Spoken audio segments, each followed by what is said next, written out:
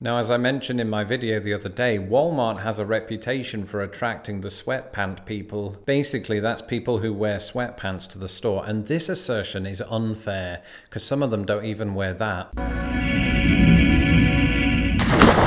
Hello, I'm Lawrence, and I'm on a quest to uncover all of the memos that Britain and America lost in the pond, and one of those memos pertains to grocery stores. And there's a good reason that I'm dressed like this, because this is how I dress when I go shopping. Of course, that hasn't happened in some time, not just because there's a pandemic, but shopping is made much harder when you're a YouTube sensation. Either way, several decades ago in January of this year, you may recall that I did a video on 5 ways that British and American grocery stores are very different. This video is about those supermarkets/grocery stores which I only encountered after moving to America. And just to clarify for my Uncle Toby and Prince William official, this list will not include Aldi for the very reason that I encountered that in Britain. Okay, what these videos do is it gives my British viewers a chance to see what kind of stores they'll see if they move here, and it gives my American viewers the chance to see which of their stores made it overseas and which didn't. And so, without further shampoo, that's why I'm wearing a hat,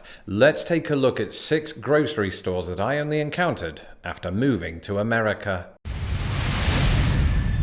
When I said that both Britain and America have an Aldi, there's a bit more to it than that. Here's the thing that a lot of people don't know, and bear with me. The nation of Germany, where Aldi comes from, is split into 2 halves. In the north you have Aldi Nord, and in the south you have Aldi Süd. My German is terrible. Now, you can look up the differences between the 2 stores, but the point is, countries can't agree on which version of Aldi they ought to incorporate. In both Britain and America, you'll find Aldi Süd. However, in the US, Aldi Nord is in operation as the parent company of Trader Joe's. And Trader Joe's has become something of a favourite for me, my wife and my cat, although for him it's all about the bags. For us, it's all about the good fresh quality food. Located across much of the United States, Trader Joe's, like Aldi, is a nice smaller alternative for those of us who have a size complex. And by that I mean against some of the superstores you're gonna hear about in this video, including this. This particular store is one Target that's hard to miss. That was really bad, I'm sorry. But that's literally because they have a big red target as their logo. So those of you thinking of moving to America after the pandemic's ended, just know that you'll probably encounter Target at some point in your life. And that's because Target in some capacity operates in all 50 states. You'll see why that's significant and not entirely typical in a moment. But Target, I came to discover, is sort of a general purpose superstore. In one shop you can get your clothes, your electronics and your cheese whiz. And I think the thing that's not said often enough about Target is that it has the best shopping carts. That's shopping trolleys for anybody trying to translate back home. There's just something very appealing about the colour red that I would have loved sitting in those as a child, or even now as a human. Another thing that I really like about Target is it's not just versatile in terms of the products it sells, but also in terms of size. Firstly, you have small format Target, which is ideal for a YouTube sensation. Then you have regular Target, and then you have Super Target, which can be seen from space. Whole Foods Market. This is the healthy one. Every time I go in there, I turn into Cristiano Ronaldo for 30 minutes. And then I leave and get myself a plate of chicken dippers. Nobody's perfect. But it's hard not to go in there with the best of intentions because Whole Foods promotes its healthy and the staff in Whole Foods always seem genuinely happy and helpful. And I can't decide if that's because they're actually paid a living wage or if they're bribed by management. It's the first one.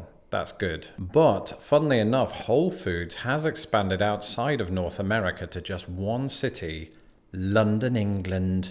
And if you're wondering, well, why didn't you encounter it before now? It's because it took off as I was leaving Britain. In the US, it's located in all but a handful of states, whereas our next entry is only located in a handful of states.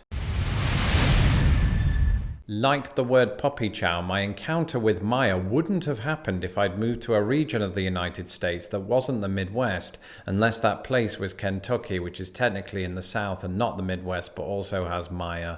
In other words, despite having superstores, Maya is mostly regional to the Midwest. And that's the thing about America. The country is so big that several superstores are regional to a particular region. In the Northeast, you have ShopRite. In the South, you have Publix and Piggly Wiggly.